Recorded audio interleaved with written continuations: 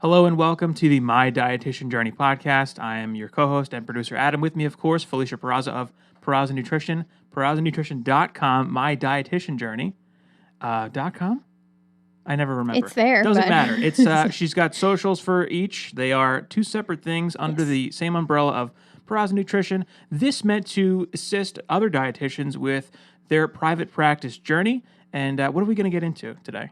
We are going to talk about client management stuff. So cancellations, reschedules, all of that. Client management stuff. So you have a load of clients. They throw all kinds of curveballs at you with this and that. They can't make it. They have to change a time. How to deal with that as it comes up. Felicia has dealt with that for quite a while. You've been in business for several years at this point. Yeah. And you've, I'm sure, dealt with dozens, if not hundreds of these situations yourself. So let's get into how to deal with that stuff. So how do you manage cancellations and reschedules? What do you actually do?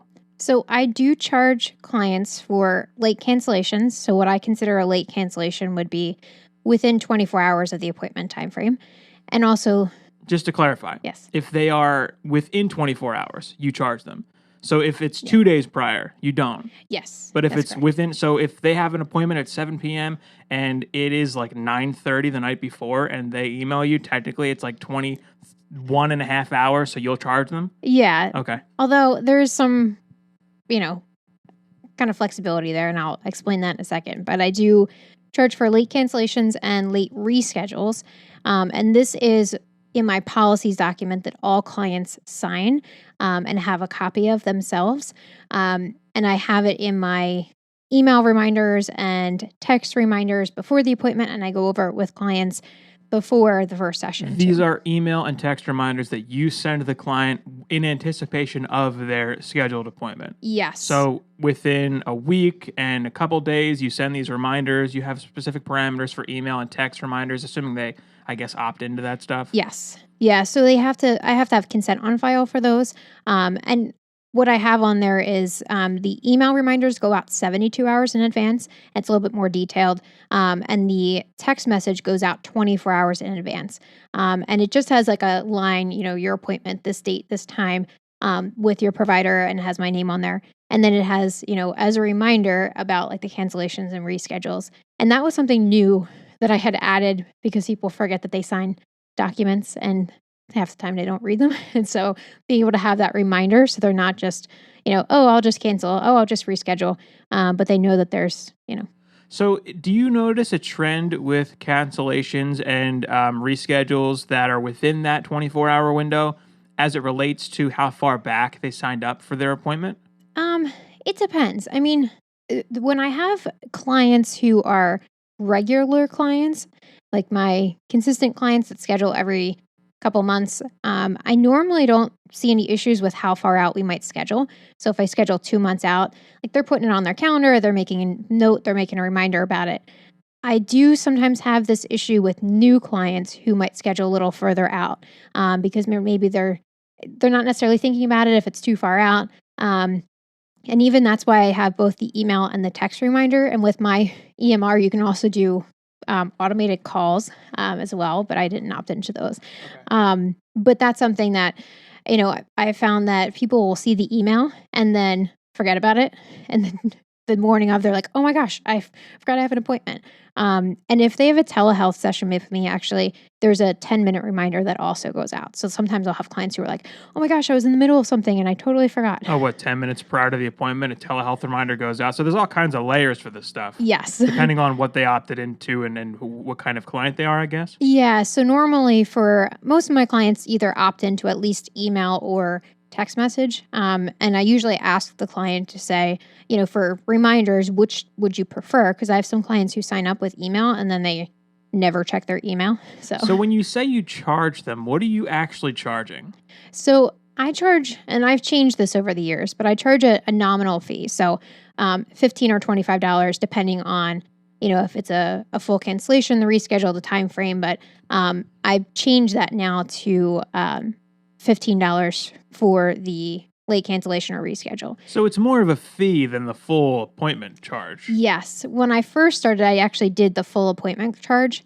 And one thing to keep in mind too is that you're not really providing the service. And I get the point of because this is where there's a lot of contention as to should you charge a nominal, like a smaller fee, or should you charge the cost of the appointment? And honestly, you're not providing the service, and I get that you're, losing that time. But after the first, if I can't fill the block, or, after the first 10 or 15 minutes, I'm not just sitting at my computer not doing anything. I'm doing other things that are productive. Yeah, you're going to use that time. Even though you only recently recovered it and you didn't plan to have it, it's still, you're not entirely out of it. It's not like you're sitting somewhere for an hour unable to do anything else. Yes. So that's where, like, when I first, and part of why I changed this is because I do the telehealth a lot. And when I was doing face-to-face, I was charging the full cost of the session, because I've had clients, I had a couple in particular that they just no-showed for the appointment. And I'm there, I'm waiting the 10 minutes, I'm calling, but I took the time to have to drive to the appointment, and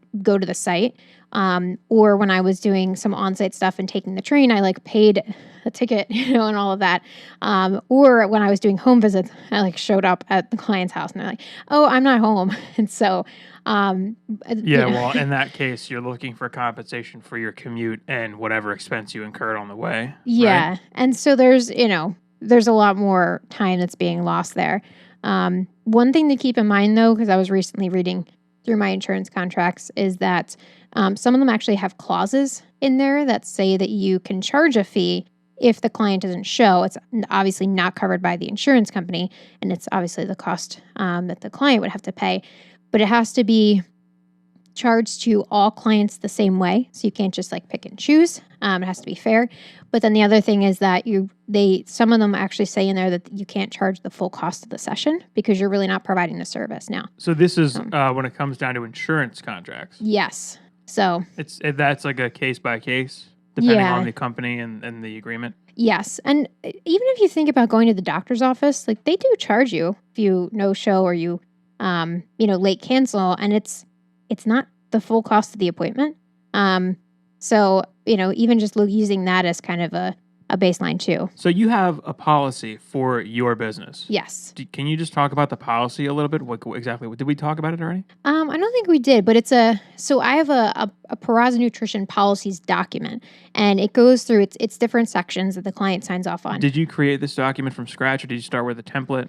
I started with a template, and then now it's just been melded over the years, and it's actually on my website. So if you go to my website and go to the individual sessions, we'll link to it. I'll link to it in the description of the show notes if you want to see her specific policy as a reference point. Yeah, it's just up on my website there, so you could download it and use it. But I actually when I first created the document, I actually did and I don't know if I mentioned this before, but I did a pro bono session with an attorney at the free library. And they actually reviewed it and just had some tweaks about how you say things and what things need to be there, so the client is, understands and acknowledge all those things. So a lawyer proofread your policy? Yes. Okay. But each section, there's different sections on the policies document. So I have one on insurance. So I talk about, the billing, when I contact the insurance, when I will do, if a claim is denied, and all the time frames. So all of that is marked in there. And then I have in there about reschedule and cancellation policy, how they can reschedule and cancel. So clients know if I need to reschedule, who do I contact? So my email's in there, my phone number. And then I also have a line that they can go on the website and reschedule that way too. But it's all clearly defined, so they know exactly what the fee is, when it gets charged, and when payment is due if they're a self-pay client. But that's all outlined in that policies document. Okay, just to clarify and kind of recap everything there a little bit. You have a policy that when clients onboard with you, you have it worked into the onboarding process that they review that document, that they receive that document, and do they sign off on that? Yes. Yep. They e-sign or whatever? Yep. And I have my policies, for my business, I have clients that they have to fill out the paperwork before the first session, where I automatically cancel. And part of that is because they need to be sure they're reviewing all of these things.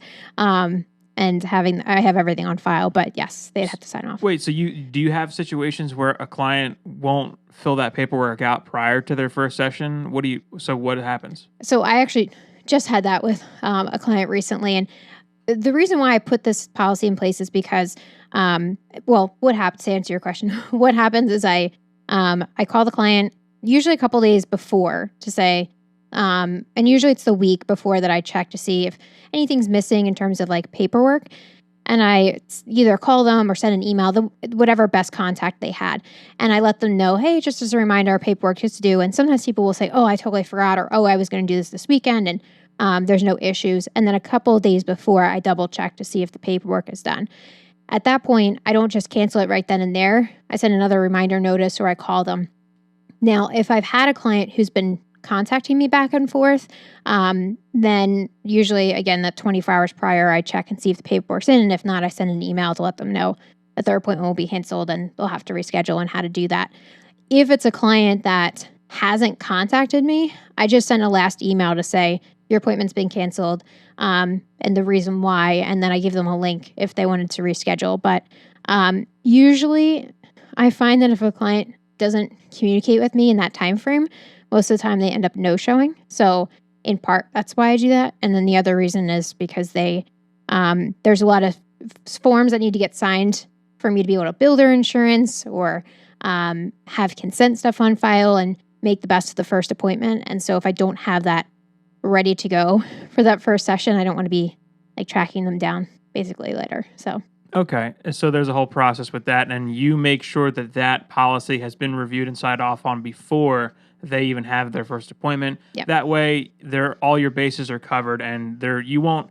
I guess the whole point of it is to make sure that legally you are protected, and someone can't like go after you or whatever. And then you're also dealing with insurance companies here, so there's the need to have things kind of documented, signed off on, all your T's crossed, I's dotted, that sort of thing. It's important to have this stuff in order. yeah, it really needs to be, the whole point is that it needs to be transparent. And this is something that I also, with the attorney that I was talking to, is it needs to be in plain language and easily understood, and it needs to be transparent. So if the documents are accessible to the client, they have a copy of it, they're able to go back and review it. So if they sign off on it and forget about it, they could still review it later, but also that they're reminded about it too.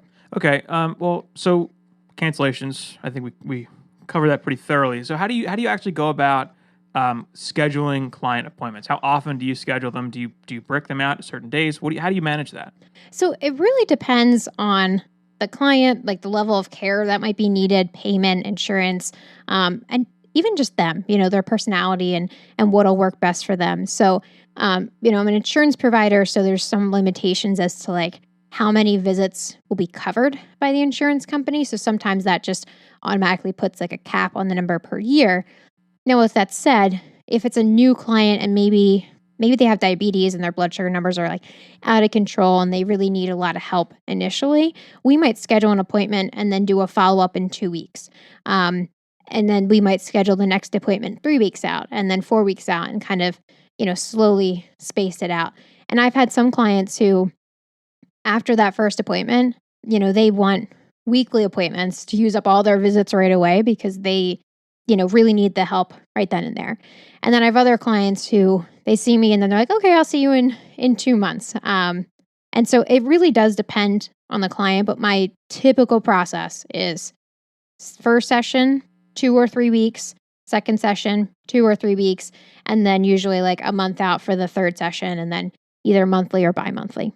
So the first few sessions are closer together typically, and then the subsequent sessions are further and further apart. Yeah. But it all depends. I know you have some clients that have 6 paid for by the insurance companies and others that they only have a few, like 3 or 4, whatever it is. Yeah, sometimes most of my clients are 6. I have some clients who actually just recently with some different plans actually have unlimited sessions. And then I have quite a few that are like 2 hours or 3 hours with like Medicare.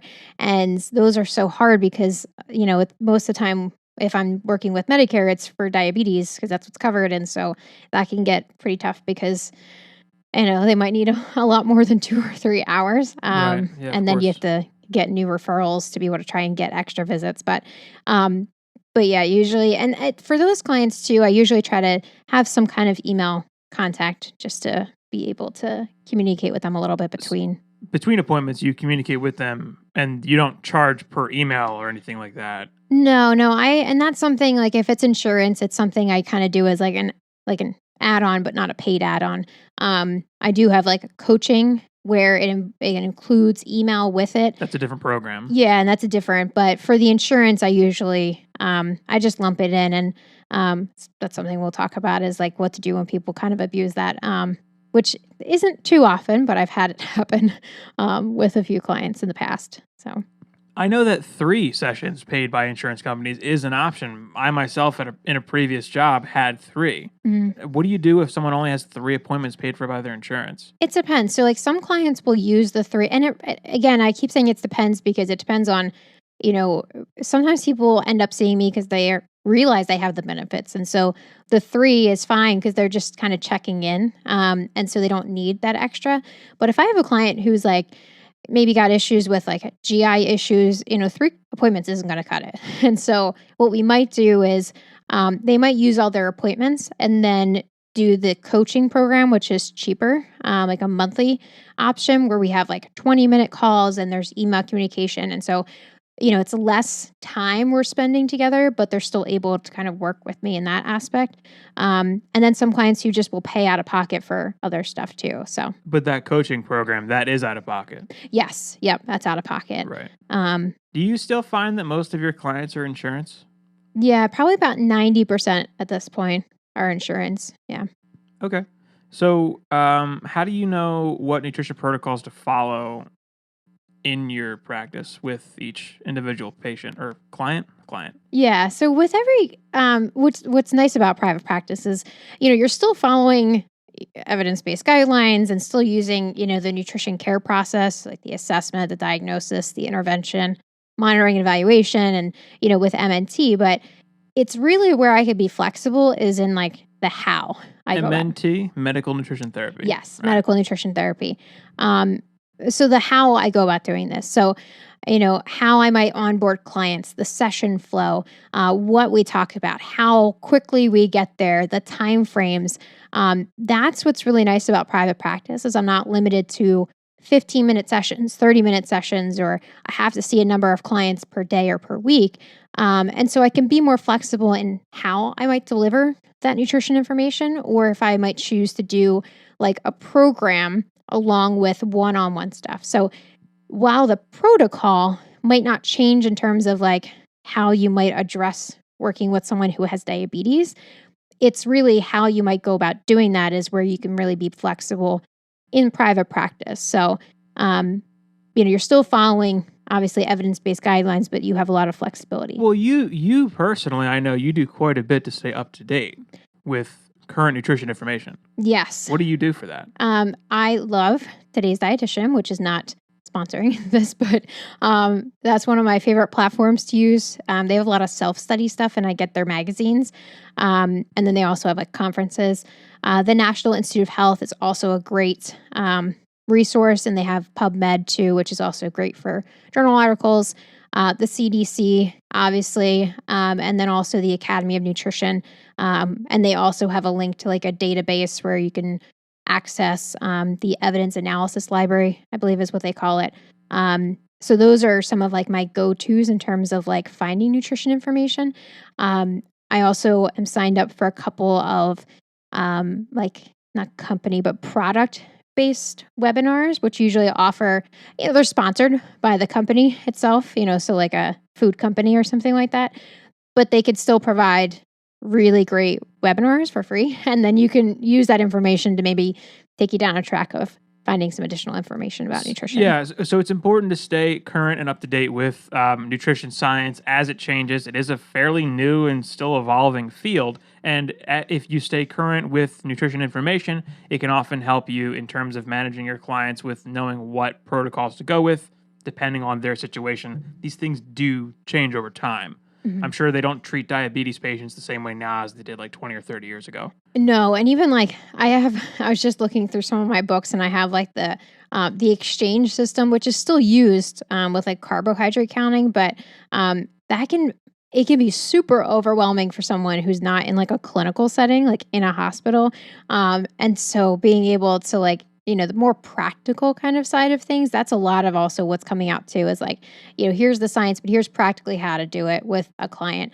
And a lot of that, like, I don't think I mentioned the American Diabetes Association too, but they I often send links to that website to clients with diabetes because it's so user friendly. It's, very plainly laid out. Here's what carbohydrates are, here's what proteins are, and here's plant-based protein options. And so it's a really helpful resource to not only if you need to like brush up on something, but also be able to share that with the clients too. Isn't part of managing your client load and managing what you do with the clients on the business side charting too? Don't you have charts for clients? Yes. So, and I think we may have mentioned this at one point, but I typically don't chart during sessions. I chart after, and I do like to chart right after an appointment if possible, because I don't want to like forget things. And sometimes if you have back-to-back clients, unless you're taking detailed notes otherwise, Oh, yeah. like, oh wait, was that?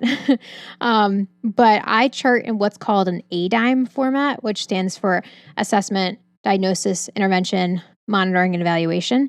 And it's really, with private practice, again, you can really chart in any format that you want, so you don't have to follow the exact, ADIME. You can kind of be a little bit more flexible. Some people do free floating notes, but I like having this like clearly defined ADIME format. It's a template that I have set up in my EMR. And so every client has the same template that I'm using. And then that way I'm not missing anything. So it goes through like the assessment, has information about like their medical history and their food and nutrition history and all of those things. And so again, I'm not missing pieces of this. And when I first started, I kind of had that as like a checklist. So when I was going through the appointment, I made sure I, hit all those points. Now in appointments, I don't necessarily like have this checklist in front of me, and it kind of is throughout the appointment, and then I go back and fill it in the chart. So Just to clarify, charts are something that you typically see in a hospital where it's like, at the end of the bed, there's a clipboard with a chart, and then the doctor comes by, looks at the chart, boom, boom, boom, and then another doctor can come by, look at their chart. And there is an importance to keeping charts and charting in general consistent across like a hospital or maybe even hospitals in general. But in this case, for you, it's personal. The chart is meant to help you keep up to date and consistent across your client load. Yeah, and also if you are accepting insurance, you absolutely have to have chart notes. And there's specific information you need to include in there, like the timestamps, like the exact start and end time for the appointment, like 9:58 to 10:32. Because when you bill insurance, you have to make sure that you're billing using typically what's called the 8-minute rule. So, one unit is, 15 minutes, but it's also if you met a client for 3 minutes, like that's not enough to actually bill. So that's 3 minutes. So it's an 8-minute minimum. Yeah. So it's for like a 15-minute block or whatever. Yeah. Unit? And if you, I think we had this in another episode, but if you like search CMS 8-minute rule, and we'll put it in the link, it shows a huge chart, and it's like, if it was this time frame, then this time frame, it's this many units. And so, but you have to have those timestamps. You need to be able to sign your note, whether it's digitally e-signed. So like I have like a e-signature and then a lock button that puts a digital signature on there too. My EMR previously, I like signed my notes, like hand signed them. And then also including like the nutrition diagnosis. And a lot of this too is if you're billing insurance and you get audited, and if you billed for, let's say, preventative care for diabetes, they're going to be looking for that you covered diabetes education, and they're going to look for that stuff in your notes. So how realistic is the possibility of being audited for this stuff? Have you been? I have never been audited. Knock on wood. I have heard from many dietitians in some of the groups that I'm in that have been audited, and it can be a stressful process, but if you have everything organized and clearly outlined that you need to, it can make the process a little easier. But it is a little bit more common now, I think, in the dietetics fields than it was before, with more billing that's going on with dietitians in private practice. So. All right, so that we're looking at here, this is all stuff in terms of managing client load on the business side. We talked about your policy for reschedules, cancellations. We talked about paperwork for like initial clients and like sort of managing stuff with scheduling, and then like what nutrition protocols to apply to these clients.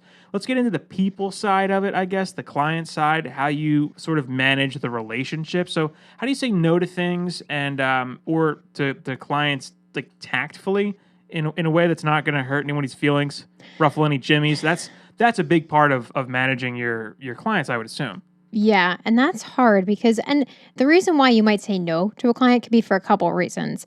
And this kind of ties into, maybe they're not a good fit, or it could be like something partnership wise, maybe not like an individual client, but like if you're working with companies, it could be like you're talking to someone as to building a partnership or doing a webinar. And so, it, something, this, maybe I shouldn't say this, but I did this in the beginning and I, stop doing it because this is not a good way of doing it. But I would just say like, oh, I'm booked, and not really give an end time frame. But if someone contacts you in 3 months or like, let's schedule 3 months out, then you're like, oh, I'm booked 8 months out. Then it gets a little dicey. So be honest. I would say is something, and it's hard to to be honest sometimes about it, to say no because you want to want to help everybody and, please everyone in a way. So I might say, I'm booked currently. I'm, can't take on more clients, or thanks for the opportunity, but maybe this isn't a good fit for my business, or just really, you don't want to burn bridges, but kind of be more clear as to why you're saying no. And you don't have to give this whole story, but at least something, as to not just say, no. I think in this case, less is more, and whatever you can do to remain professional. Yes. And usually if it's like an individual client, let's just say, and maybe it's not necessarily that they're not a good fit, but maybe I am pretty booked, and I could take them on, but it could be stretching me pretty thin. What I might say is, no, I'm booked, maybe 3 weeks out or 4 weeks out. We could schedule for then, or I can provide you with a referral, or I can provide you with a website, for finding another dietitian. So sometimes that can be really helpful to, not just say, no, I'm booked, but here's... I guess we should really have started with what things would you say no to? Like, give me broad strokes on things that are kind of over the line. So if it's like an individual client that you're not working with. When would it not be an individual client? I guess if you're like looking at like companies or partnership stuff, maybe. All right. So in this case, for individual clients, I think that's what most people would be taking on. Yeah. Insurance covering an individual, right? Yes. Yeah. So if you get like an individual client who maybe you're not working with already, and maybe they're just not a good fit for you, and this could be not a good fit. Maybe you have kind of niche,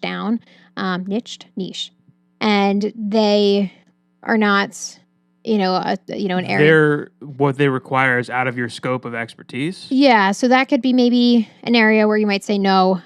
Maybe you didn't get a good vibe from them. Maybe there was a client who, maybe I don't know, maybe was a little rude or aggressive, or you might want to say no. Or maybe you've worked with the client already and they want to schedule more with you, and you're maybe having issues with, again, it could be maybe the personalities are clashing, maybe they were rude or anything like that. And so you might want to say no to scheduling another follow-up. So in your case, maybe, I don't know if you've ever actually done this, but it's just like if someone has really intense like kidney issues and you're not a person who knows a lot about renal issues, and that's what they want to kind of focus their sessions on, but maybe a dietitian who that is their specialty. Yes. You would then refer that person to another dietitian. Yes. In that case. And that's always the best case. And that's why it's really good to be able to connect with other dietitians. They could send you people, you could send them people, but, being able to not just say, this isn't really within my scope. Because one thing, and if you haven't already, make sure you review the scope of practice from the Academy of Nutrition and Dietetics. But with the scope of practice, it's pretty broad, because part of it is there's so many areas of dietetics. There's, like you mentioned, renal and diabetes and weight management and cancer and all of that. And you might have a lot of information about all those different areas when you came out of your undergrad and your internship and, staff for the boards. But when you're working with, these different fields, you're really kind of diving a lot deeper into each of these, areas. And so, like for me, I don't really know much about tube feedings anymore. I did when I started. So if someone has like a G-tube or, peg, or I can't tell you the next thing about like calculating a tube feeding or bolus feeding, any of that, because I just don't remember it anymore. Like I could probably brush up on it, but I am not going to be competent. And so that's a lot of it is, level of competency with being able to provide care to someone, and ethically, that's the other thing too is, ethically, can you provide safe, consistent care? So in this case, you'd want to be honest with yourself and kind of assess, all right, what do I really know? What do I not know? Who would better serve this person if not me? And, should I be passing this person off because of what I know and what I know I don't know? That sort of thing, I guess. yeah. And one thing, and I have a little bit of a gripe with this too, is sometimes I see in some of the groups that I'm in that people will say, I have a client that's got GERD, gastroesophageal reflux disease. I don't really know much about it. How can I learn about it? And, one thing to keep in mind too is, there's certainly a space for someone who doesn't know much about a condition, wants to brush up on it and be able to still provide, again, adequate care. And then you don't know anything about it. You haven't learned about it since you were in your undergrad. And now you're trying to learn about it enough to be competent to work with a client. And if it's a complex case, you could be maybe doing more harm than good.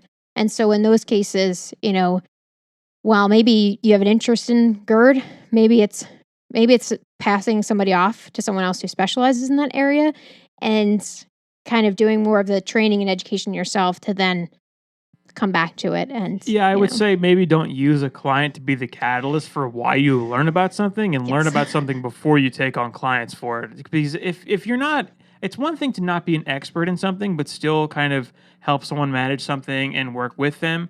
But if someone has, I guess, an advanced case of a specific issue and they really require an expert for that thing to really properly help them manage it, it's somewhat irresponsible of you to try to be that person and take that on. If you could refer them out to someone who is absolutely much more of an expert and would provide them better care. Yeah, and even like in the scope of practice document, and might also be mentioned in the ethics document as well, is that there's like the different levels. There's entry level, there's proficient, there's competent, there's expert, and so it's not to say that someone who's maybe entry level can't work with someone who has heart disease or anything like that. It's, again, we look at complex care.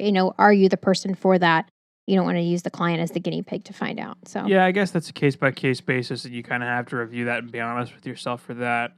But I would imagine it's a little more complicated if you're looking at an opportunity with a business.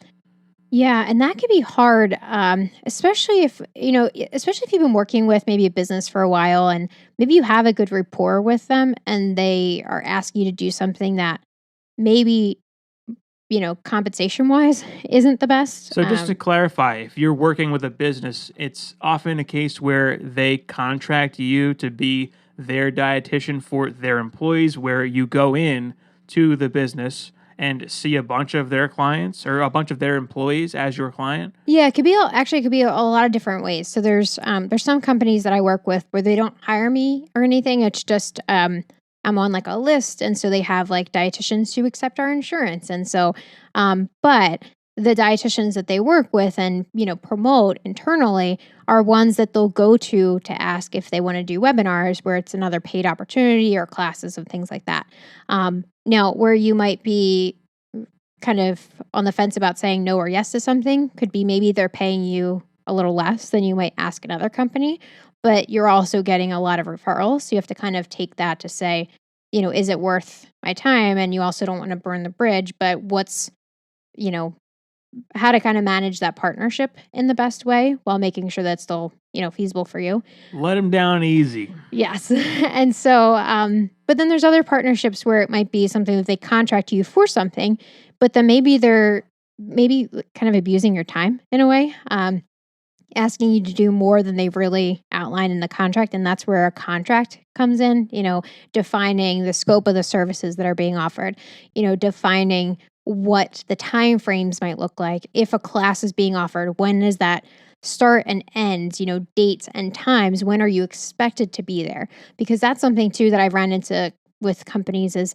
I might arrive 15 or 30 minutes early, but they were expecting me an hour beforehand to do things. And so again, being able to have that outlined and everybody's on the same page. But if their expectation is an hour, that's another hour of your time. So then are you being compensated for that too? So those are then things to make sure that are kind of really defined. All ironed out in the paperwork. I guess, is it ever a factor to consider that working with a company, although maybe not the most financially advantageous for that direct connection, they open you up to other opportunities and maybe they have a network of companies? Is that ever a consideration for this? It can be. I mean, I've and sometimes you don't even really know that that's the case. And I may have mentioned this before, but I worked with one company where I did cooking classes, and they introduced me to another company that I do a lot of on-site stuff for, and webinars now. But and then someone that I knew there introduced me to another company, and so sometimes that's what happens. And so that's where, again, you don't want to burn bridges because you never know who might be referring you somewhere else. And I've actually had clients who they've mentioned me to then their gym, and then their gym contacts me. And so no matter who you're working with, being able to, again, maintain those professional boundaries in a way, and being able to say no if you need to say no, or anything respectfully, that you're making sure, again, you're not burning the bridge. So you don't end up losing out on something that could be even more worthwhile. So we kind of talked about what to do if a client isn't a good fit, like how to address that without, attacking them directly as a person. Yeah, and I don't think one thing we didn't say was like, try not to attack their character, or say, like, one of the things, like, don't say they're too needy, because that could be something. Maybe they're not a good fit because they need more care. Well, that would be very unprofessional. Yes.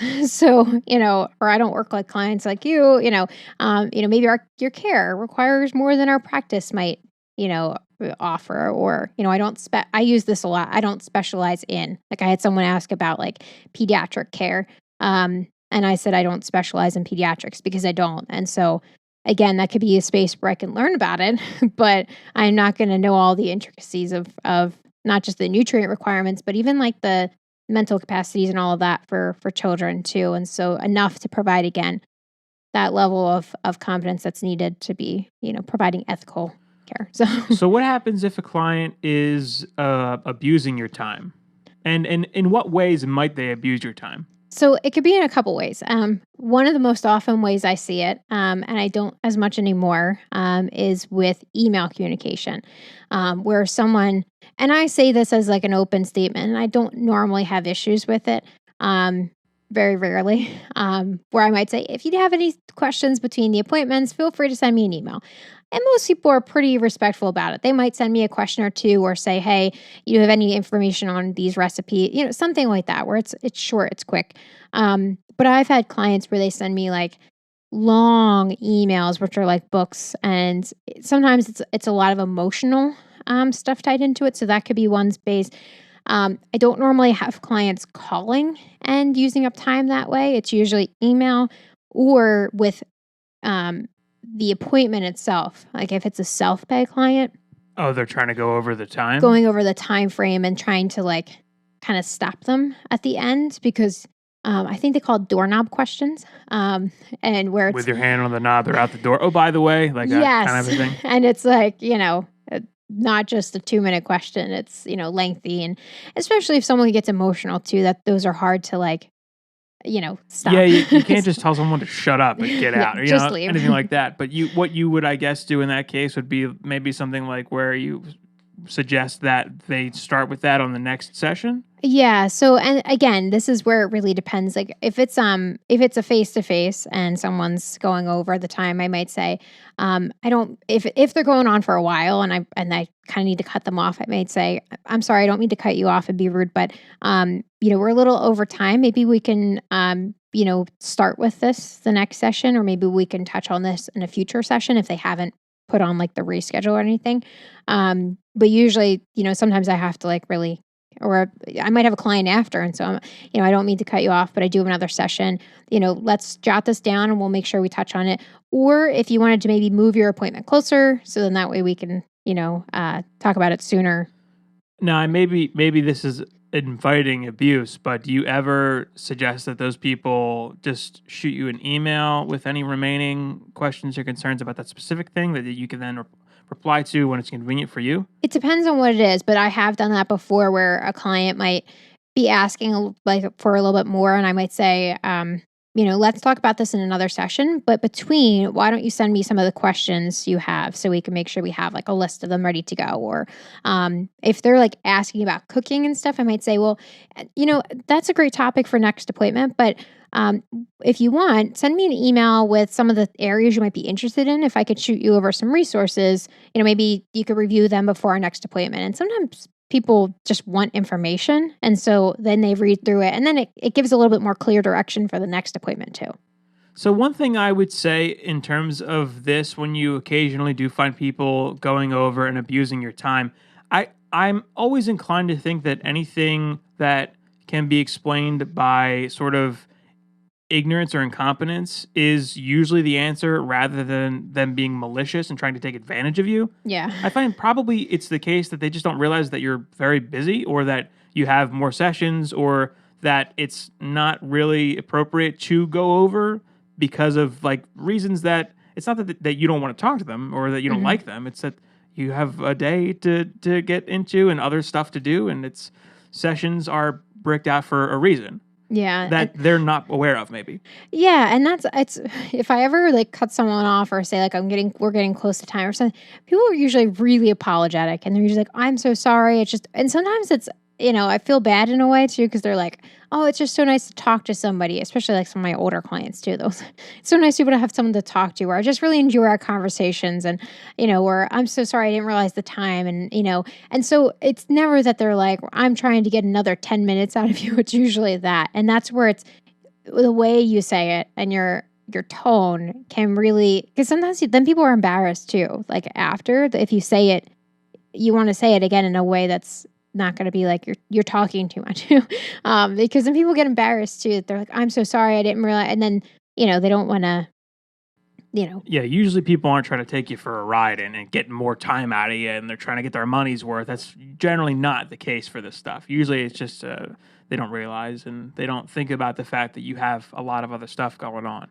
Yeah. And, with emails, it's, we talked about the face-to-face, but, with emailing, sometimes I'll have clients who don't schedule an appointment, and then they start to email me, and then it gets to be maybe lengthy emails and lengthier emails. So then we're kind of venturing into people kind of wanting free advice or free sessions via virtual means or remote means. And in this case, it would be lots of emails. How do you manage that? So there's a couple of ways. So if it's if they're just emailing, and again, if it's like a client that I'm already working with and we have an appointment scheduled, I might say kind of what I might say in a face-to-face is, these are some great questions. These are some great points. Let's talk about them in the next appointment. If it's something maybe more emotionally charged, I might say, do you think it might be helpful to maybe push the appointment sooner? So like maybe they're scheduled 2 months out. Maybe we need to move it a little closer, especially if maybe they have a lot of questions about like blood sugar and all of that it might be helpful to really, talk about it in a session than it is to email. Some things are just easier to speak to with someone. Speak with them, and it's usually easier to hop into a call with someone if you're really, really getting into the nitty gritty than it is to email back and forth. It's not always a good means of communicating complex information. Yeah, exactly. And so sometimes it's moving the appointment up. Sometimes it's scheduling an appointment.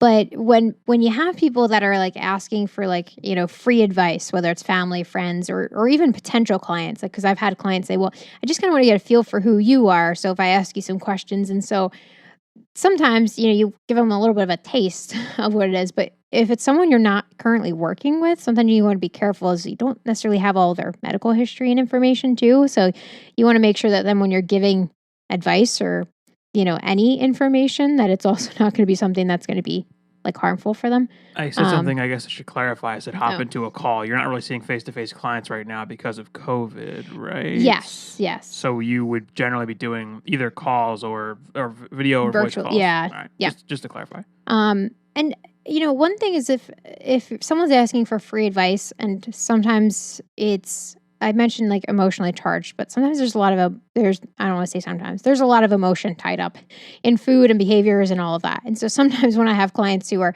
emailing me between appointments, it's because, or even a not client who's like a new client or a friend or a family member, it's because like something emotional is going on with them and food. I really want to lose weight because of this, and this, and there's a lot of emotion. So acknowledging the emotions, the questions, the concerns. And sometimes I might say, I could provide some general resources, some free resources, but really encouraging them to schedule a phone session. And I mentioned I offer like a free 20-minute session, phone session for like new clients. Some people call it like a discovery call, or schedule like just a regular session. But being able to kind of say, I think this would be really helpful for us to talk about, more in detail in a session or an appointment. If it's friends or family, I have worked with family, but it's actually not a good idea to work with family. It really blurs the lines between like family and practitioner. And sometimes it could be hard to kind of separate the two. Well, it's probably tougher to stay objective with people that you know and care about already. Yes, that's the word, objective. And so that could be really tough to kind of navigate. So it's usually best to refer out. And sometimes people are a little, they're less likely to maybe tell you things. So like I've had people tell me stuff in appointments, like clients that I work with that I don't know personally, that they're like, you're the first person I told, or the first person I'd mentioned this to, or I don't normally talk about this. And so they start to trust me, but they also don't have this connection to me in other ways, that they don't feel like I'm going to. Yeah, you're not going to judge them. Yes. So, you can build a different type of relationship with a client when you don't know them personally too. Yeah, probably always good to just refer friends and family out at that point, I would say, just by default. Yeah, and that's hard in the beginning, especially when you're trying to like get clients and to get your name out and you're, excited. And it might be something where you might like do like a practice session with someone, but it's really not, I think we've done a practice session, right? Yes. Like way, way back. Yeah. Very beginning. Just to learn. Yeah. And those things are fine. And again, I think just making it clear as to like, this is a practice, or this is, just for me to, again, making it clear that this is not something you might want to do long term. So I don't know if this is a weird question, but have you had a client that's been unsatisfied with your services? Yes. And it's funny. What do you do? So how do you deal with that? Why I'm laughing about it is because it really caught me off guard because a client in particular that I had, it was a face-to-face appointment, and I thought the first session was great. It was when I used to do home sessions. I came with a folder and stuff, and handouts, and the client had a lot of questions. We went over a lot of stuff. The appointment was like an hour long. And I always finish my appointments. Was there anything else that you wanted to talk about today or go over? Anything we didn't cover? Want to talk about for future sessions? All of that stuff. And they, thought the appointment was, thanks so much. This was great information. I left them with a folder and, stuff that was relevant to what we were talking about. And then it was one of those clients where I didn't think that they were going to need a second appointment necessarily. That was kind of like a one and done. So I wasn't necessarily surprised when they didn't call to schedule the follow-up. We left it open-ended, call if you need anything or if you wanted to schedule.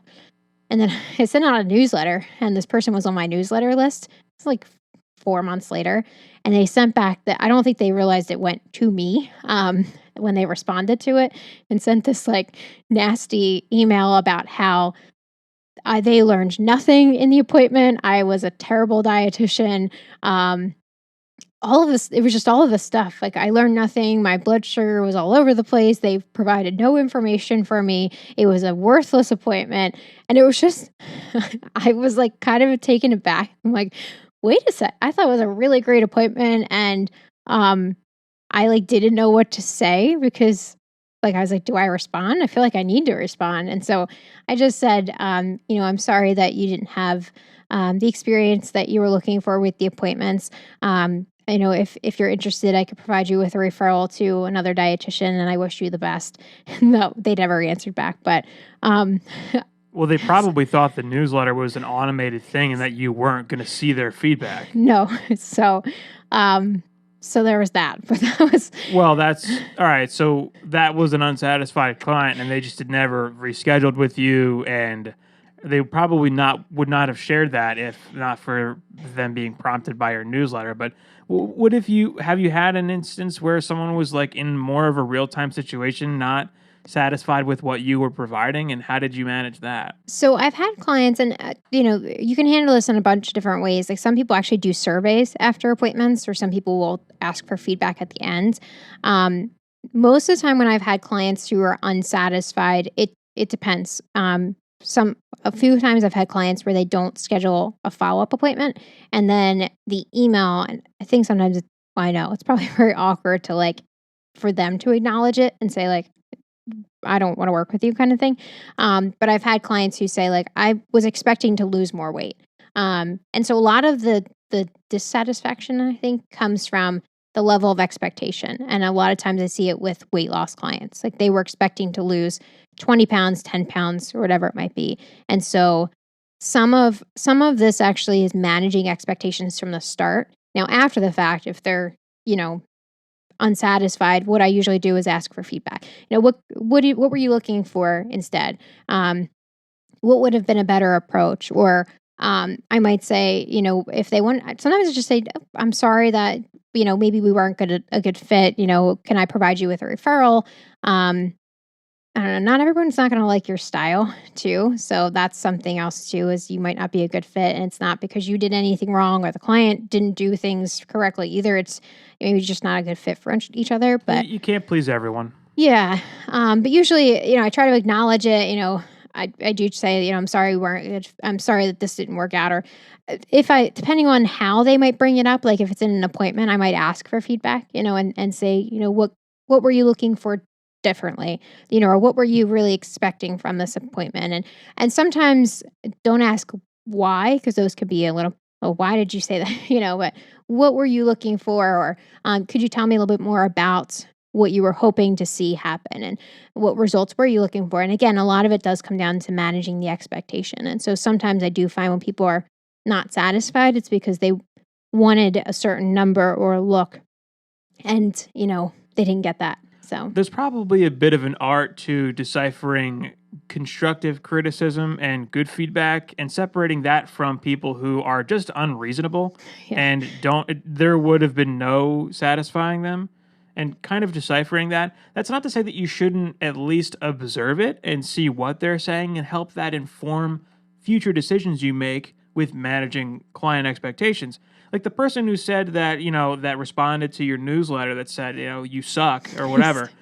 What could you possibly have done if you left them with information, handouts, whatever it was? You spent an hour with them going over their specific issues.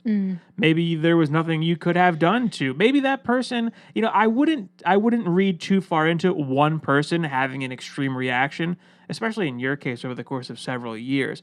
It's entirely possible that person, you never know what someone's motives are. Mm-hmm. They could have had an appointment with you to tick a box or convince themselves they tried to do something and there was no shot in helping them whatsoever. They scheduled with you to, say they tried, and then now they have an excuse for why they continue to eat a pizza and drink a gallon of soda every night. It's, I gave it my all. I tried. And then, you were their excuse for what they're going to continue to do or whatever. Mm-hmm. Don't let someone else's irresponsibility or, lack of care for themselves reflect badly on you if you give it an honest try and you did the right things, because we talked about it with the business side. If you know the protocol and your knowledge of nutrition is current, you provide them with the information. You can lead a horse to water. You can't make it drink. Don't let those clients bring you down. Yeah. And it's, again, with feedback is great. And I do a lot of feedback with my class stuff too. When I have group programs, whether it's fitness related or nutrition, I do have feedback. But the way you do those kinds of surveys, again, kind of making sure that it's something where it's going to provide constructive feedback, the scale stuff isn't sometimes helpful, but comments, what did you really like about this program? What would you like to see in future programs? And so it's a little bit more constructive and kind of more of a positive spin of taking action. So then that way, okay, people really didn't like this, but they loved this and you can tweak that.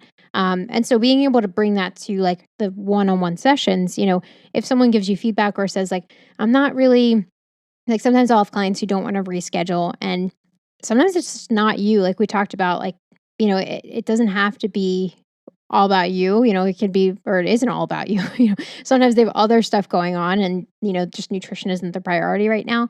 And I've also had clients where they mix me up with other providers sometimes, and they're like, you were late on this appointment, and then we didn't have an appointment that day, and they're like, oh, that's right, that was my other. And so sometimes people give you this gut feedback, and a jerk reaction, but it's, oh, actually that was somebody else.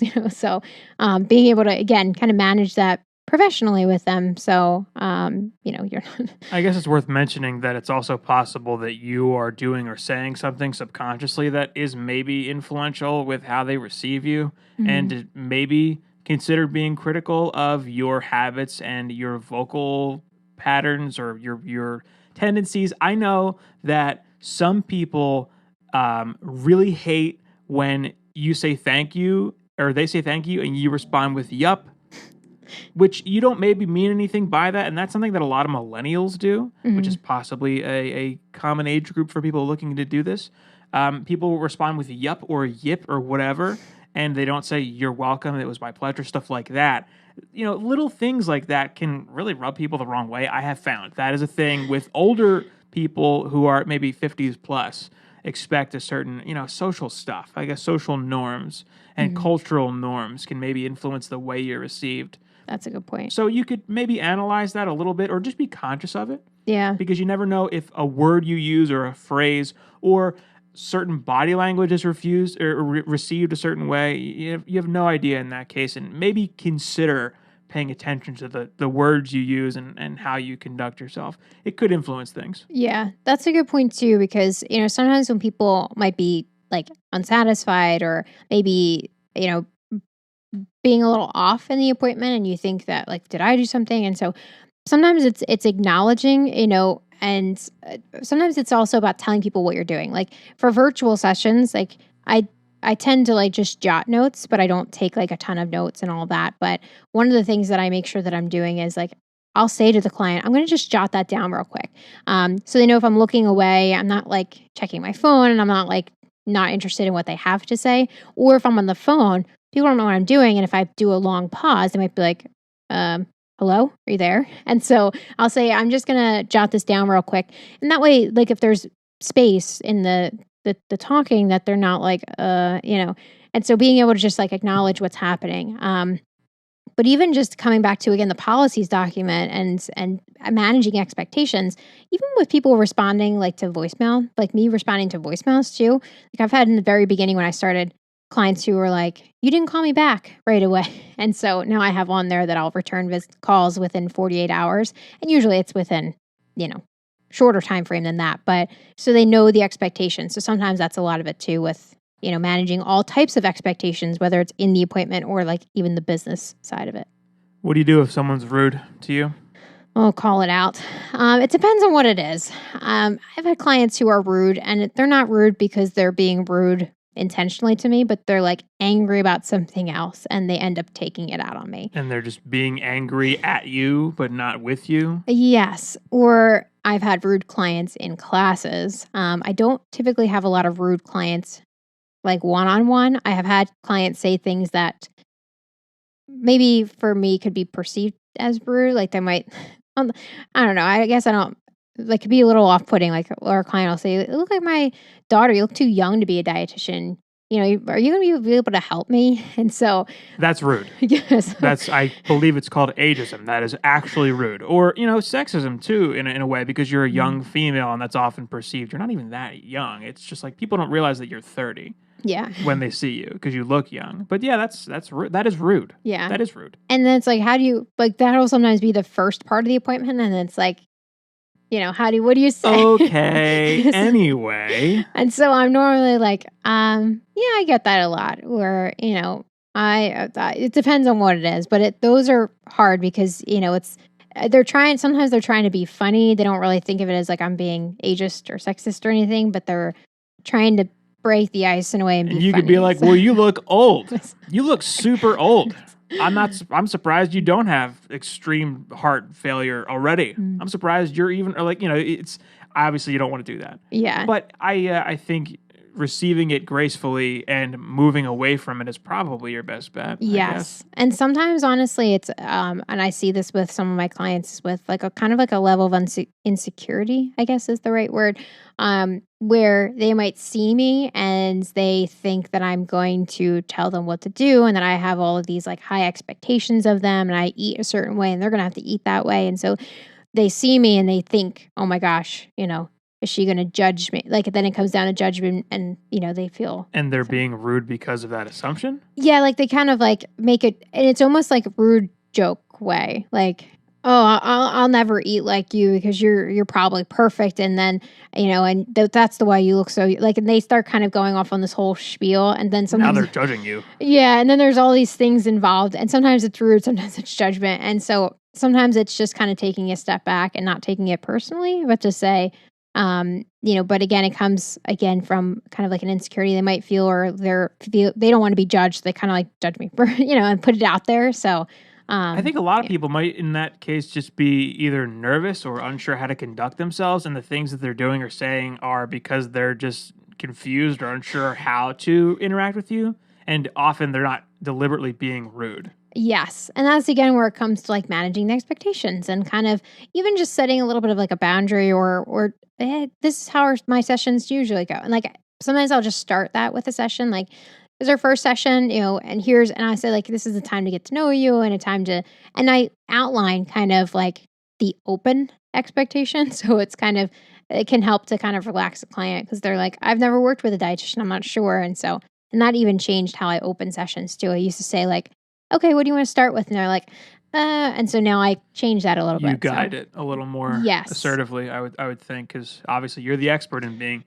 a client because you've done this so many times. Mm-hmm. So we did talk about what to do if someone is requesting things out of your scope. You would generally address it and refer it out if you need to. Would there be other ways that you kind of address things when they're out of your scope? That's usually, definitely addressing it. And I usually use that term. This is a bit out of my scope. But, let me, maybe it would be helpful to refer you to and kind of address it in that way. A lot of times I'll have clients who talk about stress eating with me. And so that doesn't necessarily mean that they need to see a psychologist per se, because they'll say like, oh, when I'm stressed, I'll grab an extra snack or something. But being aware of that there is definitely an overlap with, it could be those reach stressors that warrant seeing a therapist and could be tied to like anxiety, depression. And that's where you can get into some muddy waters to know like what's maybe like, people experience stress and it doesn't mean that you can't work with them, but knowing where, okay, this is getting a little too much into like cognitive behavioral therapy and things that require a psychologist and not me. If they're venturing into the realm of like mental disorder, I guess would be the term. Yeah, like mental health conditions. And again, there's still a role of a dietitian in that space, absolutely. But you want to make sure that the client is working also then with a therapist, a psychologist, a psychiatrist, somebody who can address the level of care that they need, which would be out of your scope. So okay, well. We touched on the business side and the client side. I think we've circled around cancellations, unsatisfied clients, abusive clients, client management as a whole. Any final words of advice for this piece of the business? A few things. I would say one, when you're thinking about all these like policies and what to do, you can always change them, as long as you're obviously making all clients aware. But do what feels good for you, because a lot of people have different opinions on what policies and cancellations and charging and when to charge. And you got to do what's right, like what feels right for you. Like, what will you feel good about doing? What will you feel good about like telling clients and all of that? And then, I think a lot of this also ties back to the imposter syndrome too. Like if you get an unsatisfied client, you might think, oh, I did something wrong, I'm not confident enough and all of that. And so being able to come back to say, I know what I'm doing and what can I learn from this to either improve myself if needed, but also maybe make things a little bit more clearly defined and manage expectations, in the future. Sounds lovely. Sounds wonderful. Yeah, it'll get easier with time. The more you do something, the better you'll get at it, of course. So that is going to do it for us here at the My Dietitian Journey podcast. All relevant links as well as socials for Felicia will be in the description or show notes. Yeah, that's going to do it for us. Thanks for being with us.